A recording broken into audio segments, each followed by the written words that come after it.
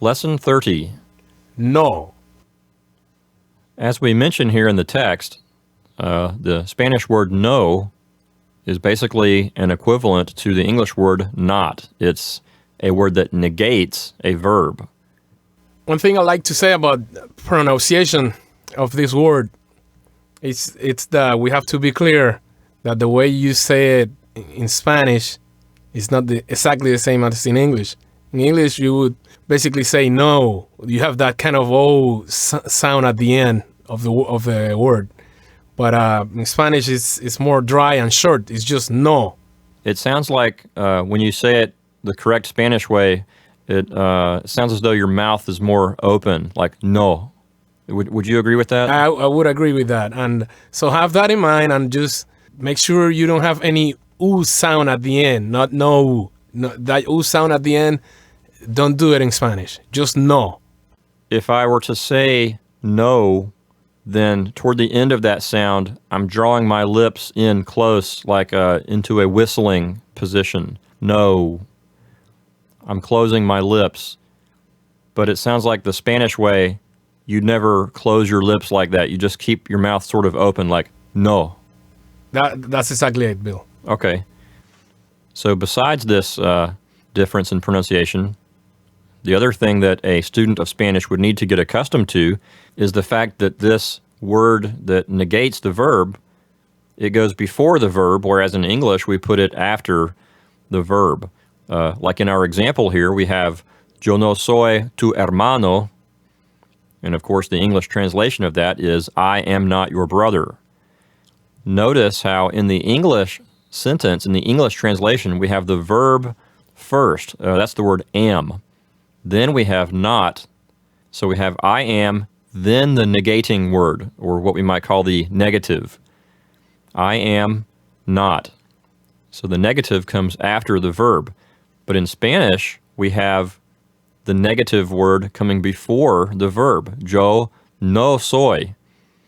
So there's a difference in the sentence structure. Basically, that's going to be always the case. Every time, and regardless of the verb, it's always going to go before the verb as opposed to in English. Just what you just said. It's a basic, important rule in Spanish. So it's a basic difference in sentence structure. Okay, well, let's take a look at our exercises here. In exercise 1, we have yo no soy. As you can see, it's just yo soy, but with the word no inserted before the verb. So that's going to negate the verb soy.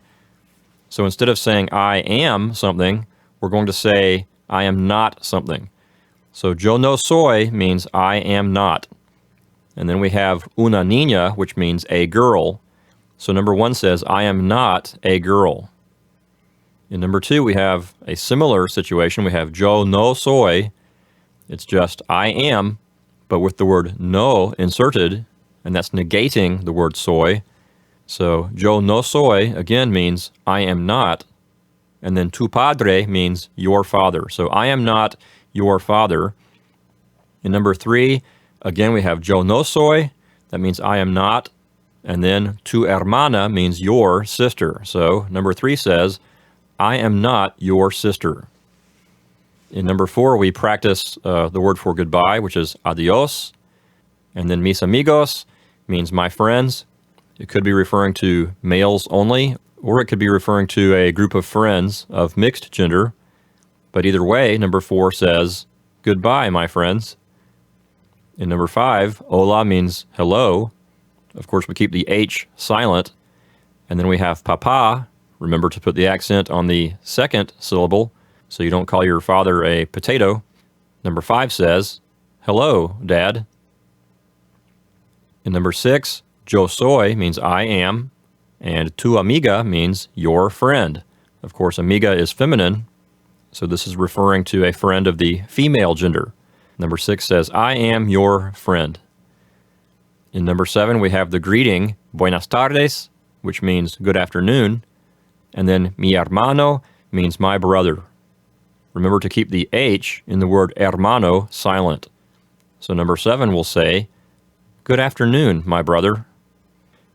In number 8, again, we have yo soy, but with the word no inserted before the word soy. So that's going to negate the word soy. So yo no soy will say, I am not.